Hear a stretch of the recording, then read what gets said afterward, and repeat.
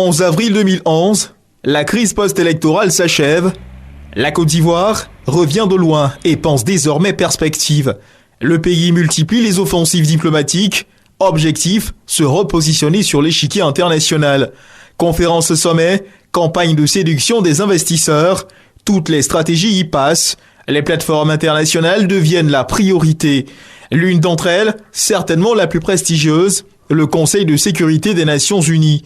Une offensive diplomatique est en cours en ce moment pour arracher un poste de membre non permanent des Nations Unies. Pour éclairer notre lanterne, nous sollicitons le regard du docteur Traoré Bakary, enseignant-chercheur au département d'histoire à l'université Félix Houphouët-Boigny d'Abidjan. Premièrement, il y a la reconnaissance internationale et dynamiser un concept qui est cher à notre pays, le code diplomatie.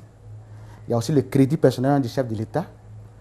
Voilà, puisque on a vu la Côte d'Ivoire jouer un rôle important dans la résolution de certaines crises en Afrique, principalement celle du Mali, de montrer qu'elle tient au niveau international. Une place de choix dans le concert des nations, de quoi renforcer le capital crédit du pays sur le plan international. Les 5 membres permanents auront besoin de son appui pour faire passer une résolution, parce que toute décision prise par le Conseil de sécurité et qui s'impose à l'ONU doit avoir la faveur des 2/3 des membres du Conseil de sécurité, y compris les 5 membres permanents.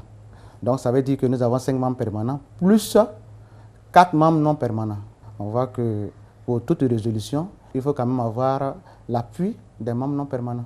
Si sa demande est acceptée, la Côte d'Ivoire siégera aux côtés des grandes puissances mondiales que sont les États-Unis, la Russie, la France, la Chine et le Royaume-Uni. Et comme eux, elle fera entendre sa voix sur les grandes décisions qui impactent la marche du monde.